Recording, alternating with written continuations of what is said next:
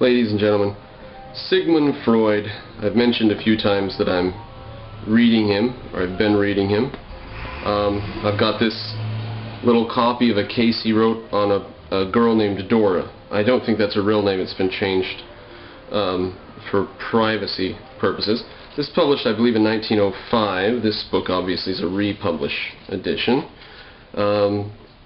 This one was printed in 1963, but I believe the original was published in like 1905. This work falls in the middle of Freud's career, not at the beginning. He did have work that preceded this and not at the end, so it's not his most mature work. But it is Freudian. Let's just start with the introduction. It's by Philip Rieff, R-I-E-F-F. And I've got a few sentences in here that are very, very telling. He's obviously very familiar with Freud.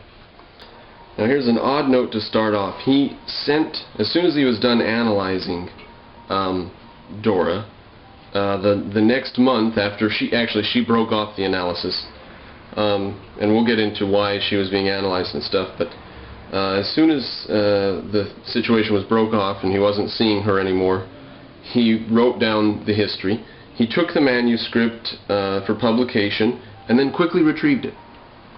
Which reminds me of F. Scott Fitzgerald, who was in The Great Gatsby.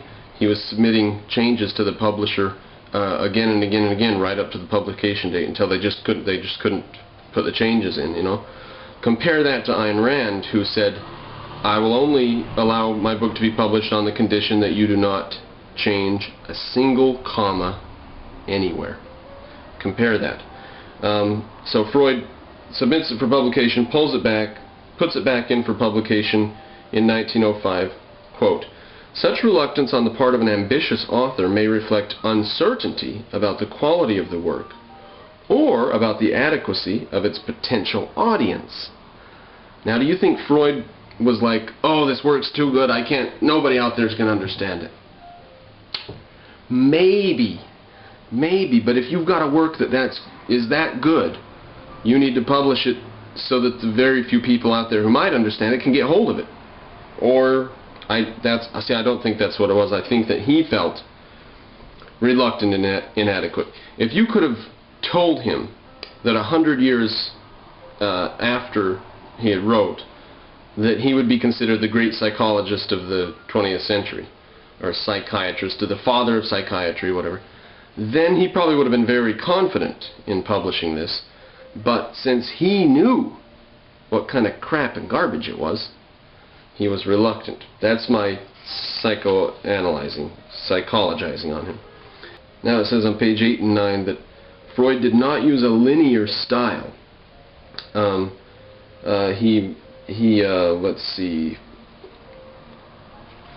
There's a simple scheme to the book, to this case, which is about 130 pages, and it says, quote, "Just beneath this apparently simple scheme there is a labyrinth into which the narrative thread soon disappears, replaced by a mode of presentation calculated to help us see events." In other words, Freud doesn't just present things in a linear chronological order. He does it some other way, which is supposed to help us understand the events. Quote, "This is literacy as well as analytic talent of a high order." In other words, there's more going on here than just clinical analysis. He's being artistic in his presentation of this clinical case. "Indeed, the fusing of these two talents was necessary to the case history as Freud developed that genre." A flag should go up there. Are we talking about clinical matters? Are we talking about medicine? Are we talking about science?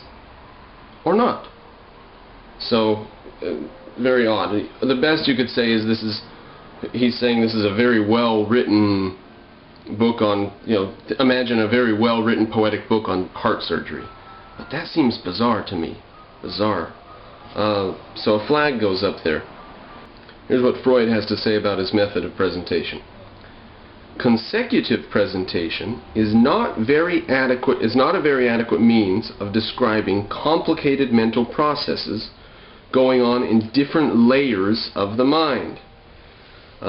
So he has to unweave it. He can't just do it chronologically. Fine, but there's sure a lot of trouble gone to say why they're not doing it chronologically, and it sounds like a lot of it's artistic rather than clinical. But you can judge for yourself as we dive into the material. And then it says, bizarrely, Freud may yet alter the way in which both the novel and history will be written. So what is going on here? Is Freud a psychologist and a psychoanalyst and a psychiatrist and a clinician of some sort? Or is he an author and an artist of some kind, a literary artist? You couldn't get these people to decide. Alright, now the issue is that this girl, Dora, she's hysterical. She has a case of hysteria. Hysteria was a panacea term. If a girl vomits from time to time, that's hysteria. In America, there were some things prescribed for hysterical women. Hysteria could mean that they have constant migraines, or it could mean that they like sex. In America, heroin was prescribed. It was called opium at the time, or laudanum, for just about a cure-all. And this is almost unbelievable. You almost wouldn't believe it. But I learned it in college from like the anthropology of disease, I think. It was a medical-oriented class. Anyways, there were doctors that provided the service. Women would have to come in every once in a while for a checkup, and the doctor would